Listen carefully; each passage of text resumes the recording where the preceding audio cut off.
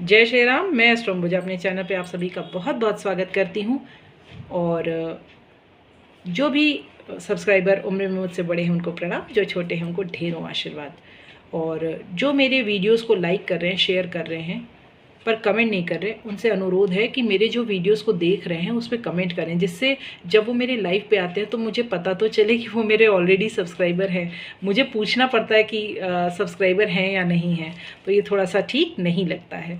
तो मेरे चैनल को जिन्होंने सब्सक्राइब किया है वो भी मेरे वीडियोस को देखें उनको क्या अच्छा लगता है क्या नहीं अच्छा लगता है उसमें, और मुझे बताएं। रंग की कलर्स की सारी सीरीज़ है, नक्षत्रों की पूरी सीरीज़ है, अष्टकूट मिलान की आज मैं अंतिम सीरीज़ बना रही हूँ, वो है तत्व राशि के तत्वों पे भी मेरी सीरीज़ है। और आप किस विषय पे चाहते हैं वीडियोस वो भी मुझे ज़रूर बताइएगा। तो चलिए आज हम अष्टकूट मिलान का अंतिम वीडियो बना रहे हैं। तो इस पे आज हम बात करेंगे गण की और भकूट की और नाड़ी दोष की। तो गण 3 होते हैं, देव, राक्षस और मनुष्य।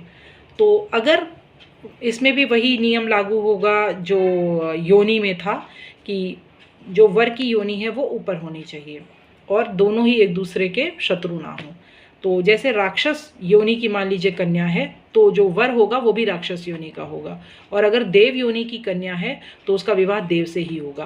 केवल मनुष्य योनि की जो कन्या है उसी का विवाह जो है वो देव से हो सकता है। ठीक है, तो इस तरह से इसको समझा जाता है। अब भकूट क्या होता है? भकूट पारस्परिक प्रेम और भावनात्मक प्रतीक को दिखाता है।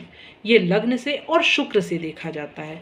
मतलब दोनों ही की लग्न कैसी है। मान लीजिए मेरी तुला लग्न है तो तुला लग्न से कोई भी जो वर पक्ष है वो खड़ाष्टक ना हो, क्योंकि मैं कन्या हूँ इसलिए मैं बता रही हूँ कि जो वर पक्ष है वो छठे, आठवें, 12वें ना हो, ये देखना चाहिए। और द्वादश ना हो, दूसरे 12वें ना हो, ये सारी चीज़ें इसको कहते हैं भकूट मिलान। और सबसे इम्पॉर्टेंट जो आप लोग बहुत सुने हैं जिसको कहते हैं नाड़ी दोष। तो नाड़ी 3 तरह की होती है, अंत्य, मध्य और अंत्य होती है, मध्य होती है और आदि होती है। 3 तरह की नाड़ियाँ होती हैं। जब वर और कन्या की एक ही नाड़ी होती है तो वो विवाह नहीं किया जा सकता, पर इसके कुछ अपवाद हैं। जैसे अगर कन्या और वर का राशिश एक है या राशि एक है तो हो सकता है। अगर नक्षत्र एक है या नक्षत्र के स्वामी एक हैं तो ये विवाह किया जा सकता है। तो ये जानकारी अष्टकूट मिलान की कैसी लगी, ये सीरीज़ आपको कैसी लगी ज़रूर बताइएगा। मिलते हैं नए वीडियो